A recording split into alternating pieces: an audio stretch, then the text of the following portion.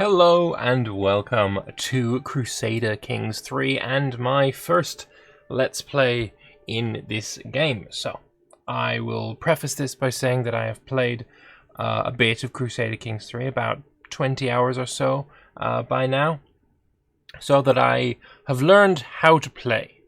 And I thought for my first campaign, I think we might want to go with somebody who, while recognizable, is also not like a massive figure. So while I do want to do a campaign as Harold Godwinson, he's a massive figure, he's very prominent, and I don't want to start out as huge, even though Harold Godwinson, as the King of England being attacked by the Norwegians and the Duke of Normandy is in a really interesting position, and you need to fight for your survival right at the start. I want to start off small, and I want to get big. So I had a look around, and I decided there is a character in the game that I think would be very interesting. Well, not least of which because he's also a Viking, and the Norse are quite interesting in general to me. And that character is, of course, living over here in Vestfold, and we're going to be playing as Chieftain Harald Fairhair of Vestfold. So, Harald Fairhair in history may not have even existed. That's just a thing.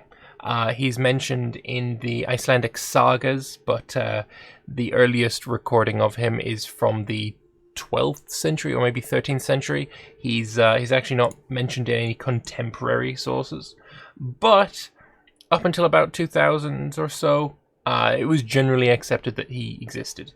Either way, Harald was the guy who united Norway into a unified kingdom for the first time, and that is going to be our goal here as well. We want to form the Kingdom of Norway, and we want to explore the mechanics, especially of the tribes of the Vikings, and we want to have damn good time with it. So how about we take Harald Yngling and get in there. So, as this is the first campaign that I'm doing in Crusader Kings 3, I think a little bit of a look around the UI wouldn't go amiss. I think you'll agree. I'm sure that you've seen plenty of pre-release footage so far already anyway. But even so, let's just have a quick scan around and we'll see what is what. So if I want to see my character, obviously he's down here in the bottom left. This is where I'm going to be interacting with my character the most. You can see he's got himself a wife, he's got his stats here, he's calm, brave, ambitious, he's a skilled tactician. He's a forder, so he can cross water without advantage penalties. That's pretty cool, I like that. He's quick, and he is a novice hunter. Fantastic. We currently have two titles, the Chieftain of Vestfold and the Chieftain of Vingelmork. So here we go, Vingelmork and Vestfold, and in this we've got two holdings, Tunsborg and Oslosilar. Yeah, cool. If I wanted the duchy, which I do not have, we can check what the duchy title is, and that is Viken, which is wouldn't be too difficult to form, as you need like over 50%. So all I'd need to do is attack Telemark here, but getting Rankiri from Hueland is going to be a little bit more of a challenge. Just a wee bit more of a challenge. So, this is Harald Fairhair. We currently have our heir here, Olaf Gudronsson Yngling, who is my uncle, who is not married. He's just visiting my court. He's not sticking around yet, but I think we will probably have him stay. And if we wanted to do that, if we wanted him to stay in our court while he's visiting, we just recruit him to the court. We pay him a few coins, and he'll stick around. My plan, though, is to do something a little bit different. I plan on giving him a title, just not quite yet. Not quite yet.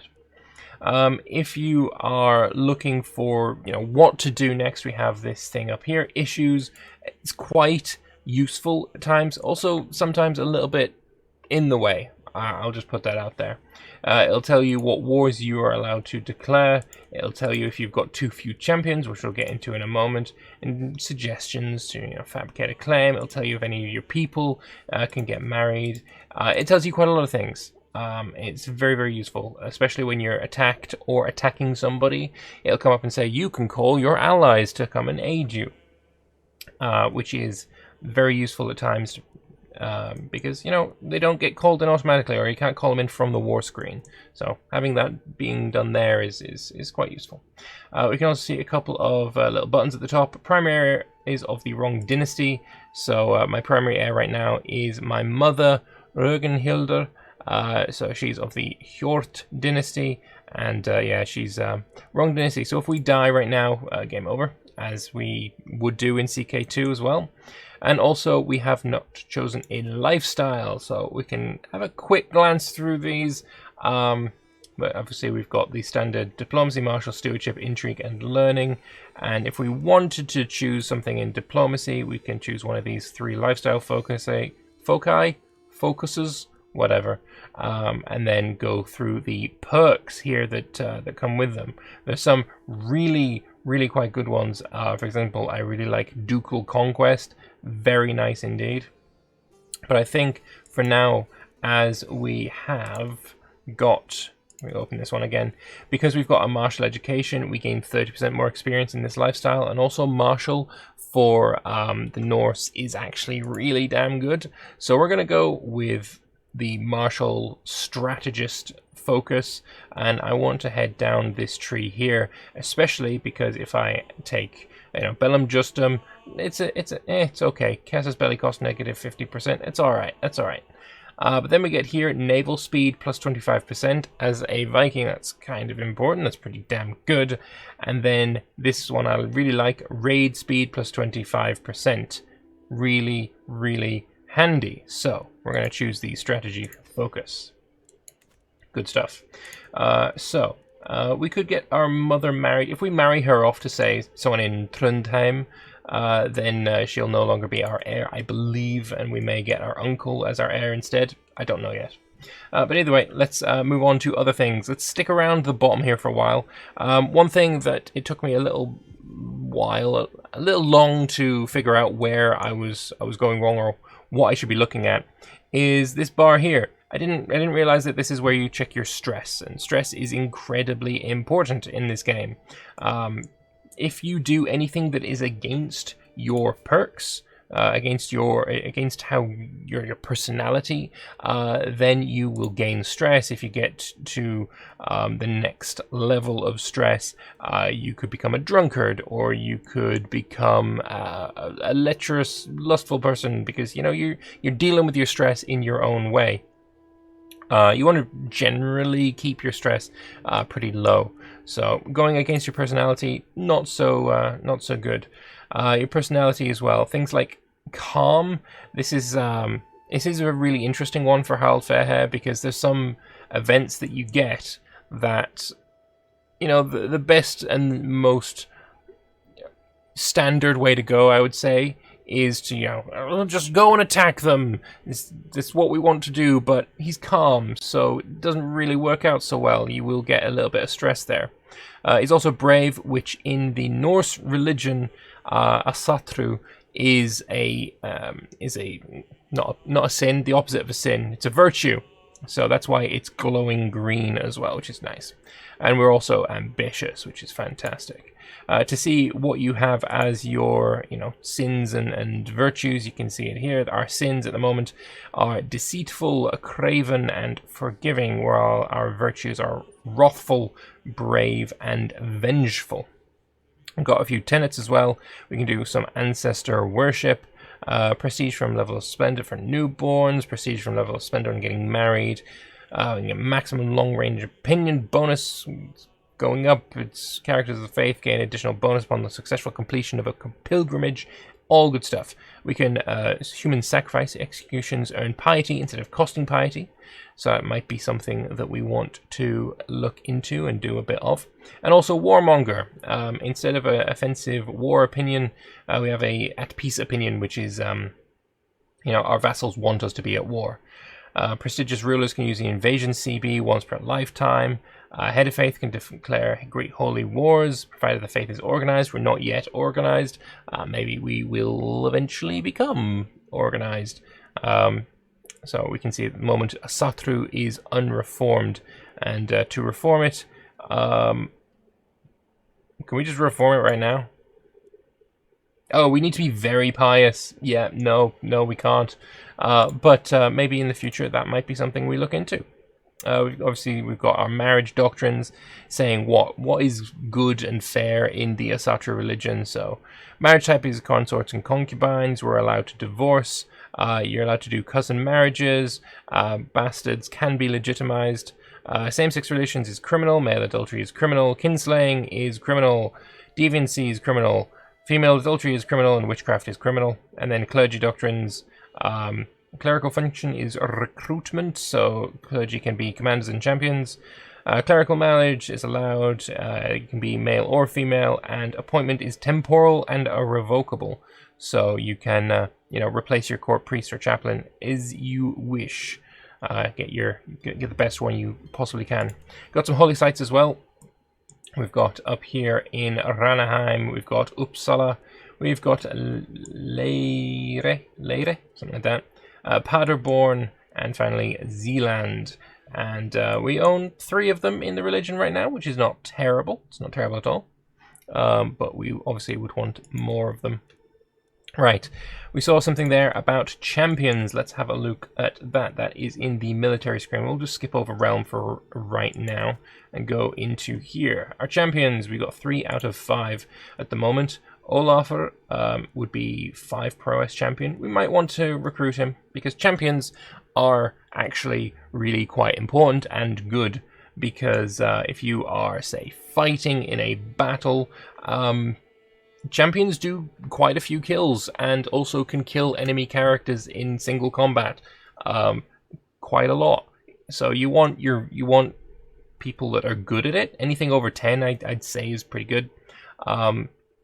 5, maybe a little bit low, but you want to also get to your max amount of champions. If you want to, you can also invite champions. That'll open the decisions menu here, and you can see the decisions you've got. It cost me 150 prestige, but I can get 3 able-bodied men with 12 or more prowess will arrive as guests within the coming months. It's something I will be wanting to do because 12 or more prowess is it's pretty good. It's pretty good. For comparison, we currently have, where is our prowess? It is 17. It's not terrible at all. It's pretty damn good. It's actually described as excellent. So that's lovely. Other decisions we got, we can found holy orders, strengthen our bloodline, do all these things. So it's pretty cool, and you can find that down at the bottom here. Opening the realm one, we can see we've got no vassals right now. We can see our domain and see how many empty holdings there are. We currently can't build any holdings because we are tribal. I believe that is why we can't actually build anything else yet. You need to boost ourselves to feudal first. So you have tribal authority. You can see succession and the laws regarding succession. So maybe something to look into later on. We've obviously got our council as per usual, and generally I found that there are certain jobs that councillors always want to be on. Firstly, if they've got nothing else to do, the top one is generally the best. If you can promote a culture, so culturally enriching somebody to become more Norse for me, then I will have my steward do that. The same for religion for my Gidja, or faith person. So I'll generally have her convert faith when possible. And then for the marshal, increasing control in county is always what I like to do after every conquest. So turn the council away there. We can see our court as well. This is where we see our prisoners instead of it being in the intrigue menu as per CK2. See, so you can see your court, you can see who is visiting you as your guests, which is pretty interesting. Not these guys, if we just do nothing with them, they will eventually move on and they'll go visit maybe Quilland or Småland or something like that. They just move around, and it's pretty interesting that way. We can search for a court physician or recruit somebody as one. Not something I want to do just yet, though. And yeah, you can see your court this way. Then we got the intrigue menu, which is, I think, one of the menus that has changed the most, because instead of it being a case of we're going to start a plot from this screen to take over this place. You do it by interacting with other characters. So say if I wanted to start a plot on my wife, say I wanted to sway her, it would be a personal plot that would end up going here in personal schemes. I think instead of my wife, actually, I'm going to do it to my Gida. So we're going to sway her. I think that's probably a good idea. Done. So if we have a look now in the intrigue menu, our personal schemes, sway Jirid, it's got a 72% chance of being, successful. It'll take 11 months. If we fail this, by the way, it will just go again. This is also where you see, the discovered secret schemes from other people, all our hostile schemes like murder. If we wanted to murder, say, Chieftain Kjotve, it would be in here. I don't think I want to, though, so we'll leave him alone for now. And this is also where we find our hooks and secrets that we know on others and others know on us. Finally, we see our factions menu as well. There's no one, factioning against me, which is nice. I don't want people factioning against me. Yeah, so I think there's probably more to go over, but it'll happen as we play. We've got our map modes down here: duchy, titles, kingdom, empire, our realm as well. Faith, cultures, and houses. And if you need more, you can press this open up, and you got governments, you got development, you got terrain, and you got counties. You can see when you've got stuff going on down here, your sway plots. It'll also happen for your increased control in county. It'll happen for your murder plots. They'll just appear down here, so you can quickly say, oh, I'm trying to sway this lady. Yeah, it's pretty easy that way. All right, let's go to war, shall we? But before we do that, we've also got something else to look at. Right now, our army is made up of some levies, which are kind of trashed here, get in the bin, they're not great, and a few champions. Levies are basically just your peasants. They got very little damage, very little toughness. They're just not great. They're not fantastic, but they do soak up the damage so that your better troops don't get hurt as much. And speaking of better troops, we use the men-at-arms regiments. For a tribal nation, you will spend prestige on them. If you're a feudal nation, you'll spend cash. So what do we got here? We got light footmen, we got bowmen, light horsemen, pikemen, and armored footmen. Armored footmen are our cultural unit, I believe. We actually haven't looked at culture yet at all, but here we have quilted armor, which lets us recruit armored footmen as men-at-arms. This is basically our technology screen.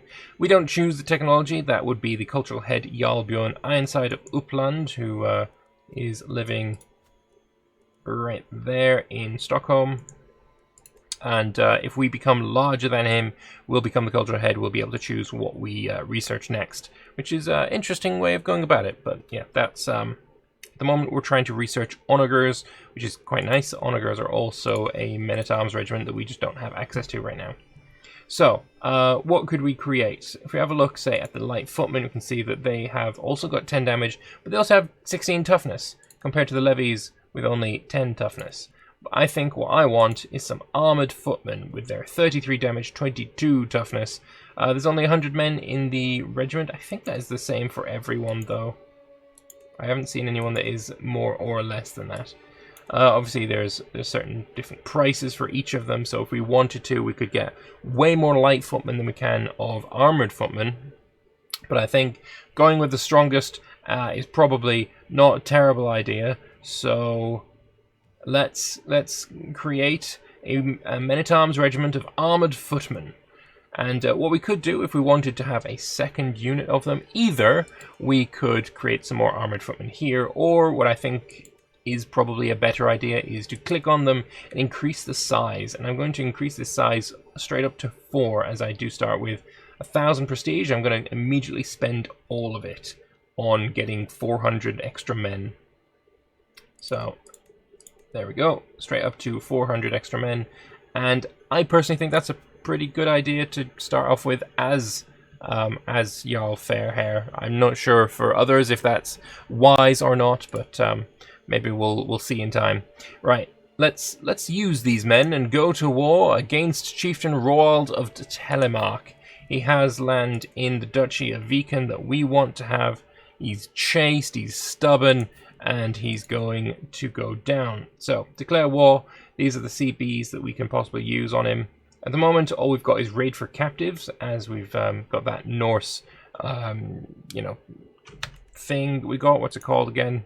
Human sacrifice gives us the raid for captives, Casus Belli against neighboring realms. We're not going to use that because I actually want to take this land, so we're going to go with Conquer County. We can change objective if he had more than one county. Say we were going to fight against Hueland. We wanted to conquer county on him. We can change the objective and say which one we want to take. Also highlighted, which is quite nice. Obviously, as he's an OPM, we don't have that option. And also subjugate him, but we need to be a bit more famous. Right now, we are not very famous. We are just established. The more prestige we get, the closer we'll get to distinguished, which is what we would need for it. To conquer a duchy, you need to be illustrious, which is level 3. Invading a kingdom, you need to be exalted among men. That's the plan. We want to be exalted among men, but right now we are merely established. So let's attack Telemark for a conquest of the county. You can see that his military strength is incredibly inferior to ours, and it's also going to cost us a bit of piety to attack him. You can see what's going to happen if we surrender, if we make a white peace, if we enforce demands, and also, the penalties and all that based on that. Obviously, we want to enforce demands, and it's going to be fairly easy to do so. Let's declare the war. And the music changes and swells to meet my conquest. We shall either, if you want to raise all your armies, then you can either go into the military tab, raise all the armies here, or you can just click the button that appears down here next to your war screen. We're going to do that. Everyone will get raised up in our rally point, and my god, it's a bit loud when this happens. I love it. Such good music in this game. So, if I want to see how my war is going, you can click on this screen here. It'll show the attackers, the defenders. Allies will appear down here as well, and you see what is contributing to war score, including, prisoners, occupations, battles, and held objectives. And right now there's nothing going on because we haven't actually unpaused the game yet. But I think we can do that now. We'll get our 648 men to go and siege the tribe of Telemark. And he's going to run away because he's very scared of us.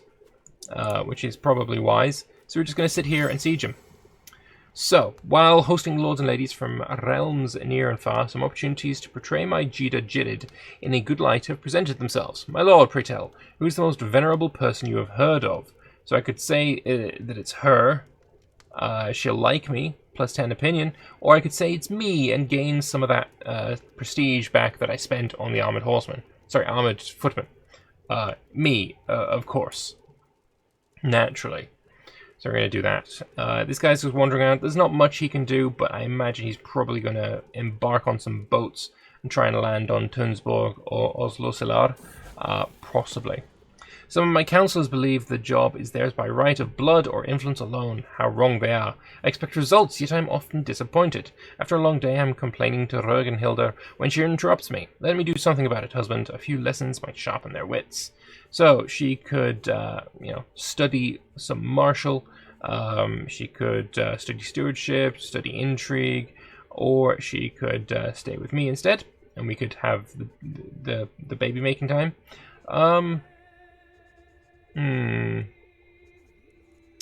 Actually, that's Gudroder. My marshal would study martial. So let's see, what that would do is give him +2 martial and +1 learning. That's not bad, actually. For 15 years as well. Yeah, I think I'm going to do that. One thing I will say as well before we go again is, as standard, the way that these tooltips work is that you have to hover over it and wait for like 5 seconds before it will lock in place, and then you can use tooltips within tooltips and do what you like here. I dislike that, and I think the better way to go about it is to go into the settings, go into game, and have the action lock version of tooltip mode. So to lock a tooltip in place, it's actually just pressing the middle mouse button. I find that way more responsive, way better for me. So I would recommend that highly. If that's what you are also interested in, then yeah, now you know how to do it. But right, we're currently besieging, we've currently besieged, and we're at 100%. However, we've also taken his son, so I think before we peace out, let's see if we can ransom this guy, get 16 extra ducats, considering how low our income is right now. That's probably a good idea. We'll pay him, oh sorry, we'll get paid by him, gain the ducats, and we're still at 100% of course. Is there any more? Ooh, we've got another, ooh, we've actually captured his heir as well. So let's see, let's look in my, here. Chiefess Margareta, actually won't give me any money because she can't afford it. Sif, also no money because she can't afford it. Oh well, sucks to be you then. We'll enforce demands and we'll take the province of Telemark. We gain 75 fame, we gain 75 prestige, and we own Telemark now. Fantastic. So, with the conquest of Telemark, unfortunately, comes a little bit of an issue. It has no control. When the control is low, it means you have very little money and very little men coming out of it. It's not good. You don't want that. Control is important. So what we want to do is go into our council. We want to wait a month, or unpause at least, so that my marshal can then use his increasing control in county to go and make Telemark not terrible anymore. Right now it's giving us very little, and we wanted to give us more, so that's the plan. I think we're doing pretty well. We've got 981 current soldiers. We could go up to 1497. How are our men-at-arms doing? Still haven't gotten any extra dudes. Probably because I ran out of prestige in the middle of the battle, or in the start of the war. But I think what we want to do is, this guy has Agder, the Duchy of Agder, and we want him not to have that. So we're going to attack Chieftain Kjotve of Nedenes, and I am going to immediately attack him for the county of Nedenes. I want this to go early on so that the truce runs up and we can then take Agdaside later on before he manages to do his own expansion. He's still inferior to us, he's got no allies, this shouldn't be too difficult. We'll raise all the armies again, and now 795 men will go and attack him. We're going to have a battle, which is, it's interesting, this little pop-up that comes up. Obviously you've seen it in many other Paradox games as well, but this will show up even if you're over here at the time. It doesn't just show up as soon as you reach here, which I really dig. I think it's really, really nice. So how about we have this little battle and we can have a look at the battle overview screen and see how that all works. I will say also, the music is so loud when you go to war, it's great. Hopefully you guys can still hear me well enough. So, and battle has commenced, and immediately you can see that we are winning. That is because, relative strength, it's going into his side. We're better than he is. We have more men. We can see our troops are of high quality. That's because, there's footmen. It's not just made out of pure levies. However, he's got a little bit more than that because he's got more champions, and he's got 15 light footmen. But the champions are worth quite a bit. Unfortunately, we only have the 3. So we'll have this battle with him. We got our commander advantage of 26 because of our martial skill, and we're leading our own soldiers. He's just got 11 martial skill. I guess, yeah, the enemy commander is not their ruler, so they don't get that extra little bit. You can see as well, we are a forder. We cross straits or cross rivers without advantage penalties. Him as a defender has reckless, so his minimum battle roll is 4 lower, but his maximum battle roll is 6 higher. This is the battle roll here. We've both rolled a 0 at the start, I guess. Alright. Also, we're in Taiga, so defender gets a +4 advantage, and this is the advantage that we can see here. It is currently 11 in our favor, and this can change over time. So we'll keep going, and we'll have this fight. It went up to 12 there for a moment. Our champion was wounded by their champion. Not good. They're Their army is now much better than ours, and we also were wounded in the combat. That's really not good. That's not a great start, let's be fair. But we are going to beat him back and win the battle. Ow, that really hurt though. That was not fun. So we've beaten him, and we can see the victory will be popped up here. It'll be red if you lost the battle, and we can have a look at all the details of the battle. We lost 170 men. He lost 182. You see how many men we started with, how many survived. So yeah, that was a bit rough. How much fame we got for it, how much war score we got for it. We were wounded in the battle, which wasn't great. We also see the details as well. You can see exactly how many men your levies killed versus how many their levies killed. How many your champions killed versus their champions. How many our footmen killed and how many we lost at the same time. And you see also your champions. So Helgi managed to get 31 kills. What an absolute boss, man. Our steward is really, really good. He got 31 kills. We've got Gudroder, who... did you die? Yes, you did. He had his head ripped off by Olafur of Herjedalen. This guy. Absolute beast. The 16 prowess. And then Guttorm also had his head ripped off, this time by Gudi Niels. So this guy who got 28 kills. And you just see exactly how strong good champions are. Absolutely crazy amount of kills compared to, of course, how much your levies will do.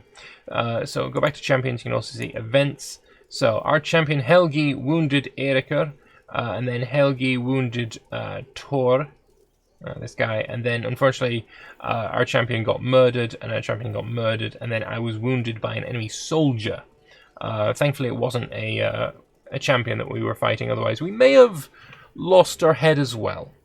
But yeah, ripped it off. Ouch. He's a berserker, so that'll probably be why. Less diplomacy, but more martial and more prowess. Rough. Yeah, they're both berserkers. So that is the combat. So we're going to have this siege go on. Issues right now, we've got too few champions. Only a single champion. Olafur is not very good as a champion. If I had the prestige, I would absolutely be inviting champions right now. So we'll keep this going a bit longer. We want to get the siege done so I can take Nadenas. And also we've got an empty council position because our Marshal and Chancellor both got murdered. So this time I think what we want to do is find out the best way around, moving our dudes around. Because you're not good at anything but stewardship, so you've got to stay there. Rögenhilder is not very good at anything, even Spymaster is pretty bad. So we're kind of running out of characters already. You would do for both of these jobs. Obviously you're going to get recruited. 5 gold is a small price to pay. I suppose we're going to have to get Rögenvalder as well. My cousin is going to have to come. I guess our Chancellor is going to be Olafur. And then our Marshal is going to have to be Rögenvalder. And that's going to have to be the case for now. So, after their loss, they're deciding that they want to just go and siege my capital of Tunsborg. But that's not going to happen. It's not going to happen because we're going to win this siege first. You can see on a siege view here, the daily siege progress. We don't have any siege weapons because we can't build them yet. These are, of course, as I said before, the men-at-arms regiments. So don't have any, unfortunately. How many defenders there are, how many attackers. We can't assault the fort because we haven't breached it, and breaching is very, very difficult to do. Almost like impossible to do if you don't have siege weapons. We don't have any, so what can we do? We're going to go and attack them. Potential battle in 15 days. We've got a better army commander and more soldiers. They've got a higher quality, which is a bit rude. I want to see. I've got back up to 3 champions. Ooh, Torbjorn. Yes, you're absolutely getting recruited. You're going to be my champion. Please join me. You're my champion now. Fantastic. We got 4 out of 5. Our champions are not very good though. So you can see he's actually abandoned his siege and he's starting to move up to Drafen. So we're going to try and catch him there, or just catch him somewhere. I want to fight him and I want to murder him. We're in the maneuver phase. We've got plus 14 advantage. Hopefully we don't have any, any of our men losing their heads again, because obviously it's... Oh! Or that could happen. That could also be a thing that happens. Crusader Kings, everybody! Crusader Kings. So, Chieftain Harald of Vestfold has left this world at 18 years of age. He was slain in battle by Gurdy Niels of the Nedanes. A keen and dedicated hunter, he loved to spend entire weeks in the wilderness looking for the most elusive game. Your lineage has come to an end. For less than a year, you've followed the dynasty of Yngling, and it has grown into an obscure dynasty, unknown and soon forgotten. Oh my god. Well, that's a thing. So if we wanted to, we could just straight up just choose a new character. We could even choose the heir of this meager and meaningless empire, Chiefess Rögenhilder. We're going to just jump in a moment just so I can see the results of this battle. But I will be restarting and going back with Harald Fairhair, and I'll just get us back to this point, and then I'll bring us back for the next episode. Oh no, Thorson has been wounded. That's bad. This guy, I don't like Agder. He's rude and mean. He smells. Thankfully, we captured the enemy commander. We'll probably murder him. But yeah, let's have a look at our champions and look at the events. I was just killed. I was just slain. So I didn't lose my head. I was just slain in battle. Helgi maimed Thor, and then Helgi wounded Ottar, and then Helgi was wounded by Olafur. So Helgi did good. He's our only champion that survived the battle, it seems. We lost more men than they did. So yeah, if this battle went on for longer, it would not be good. But you, sir, you're not the one that murdered me, are you? Niels, you bastard. You bastard. Alright, so, well, we're very upset about the death of Harald Fairhair, so we're just going to execute you. Oh, you can actually choose what kind of execution you want to do as well. Didn't even realize that. So, Eirikur, you, sir, are also captured. What kind of execution can we do? Oh, we can't choose. It just tells us that we're going to behead you. And then you as well, Margareta, you can also get executed. Lovely.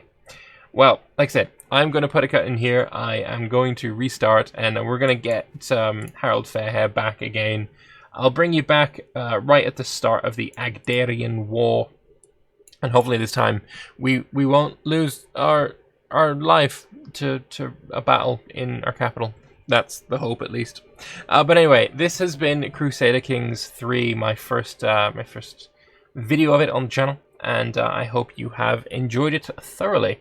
So, if you would like to support me, I do have a Patreon page that you can do, or you could just use the comments and likes, because that is also incredibly helpful.